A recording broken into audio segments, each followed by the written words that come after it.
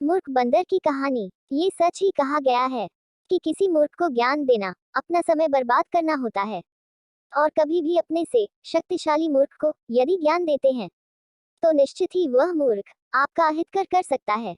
इसलिए बिना सोचे समझे कभी भी किसी मूर्ख से ज्ञान की बातें नहीं करना चाहिए।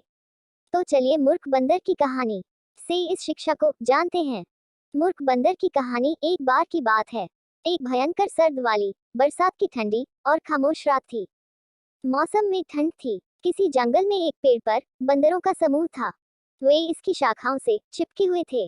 बंदरों में से एक ने कहा, काश हम कुछ आग पा सकते, ये हमें गर्म रखने में मदद करेगा। अचानक उन्हें जुगनू का झुंड दिखाई दिया। युवा बंदरों में से एक ने सोचा कि यह आग थी। उसने एक जुगनू पकड़ा, उसने एक सूखे पत्ते के नीचे रख दिया और उस पर उड़ने लगा। उनके प्रयासों में कुछ अन्य बंदर भी शामिल हुए। इस बीच एक गौरैया अपने घोंसले के पास उड़ती हुई आई, जो उसी पेड़ पर थी जिस पर बंदर बैठे थे। उसने देखा कि वे क्या कर रहे थे। गौरैया हंस पड़ी। उसने कहा, अरे मूर्ख बंदर, ओ जुगनू है, असली आग नहीं।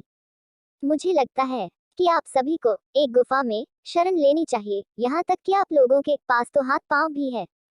चाहे तो ठंडी और बरसात से बचने के लिए खुद का अपना घर बना सकते हैं। बंदरों ने गौरैया की बात नहीं सुनी और वे जुगनू को पकड़ते रहे। कुछ समय बाद बंदर बहुत थक गए। अब उन्हें एहसास हुआ कि गौरैया ने जो कहा था वह सही था।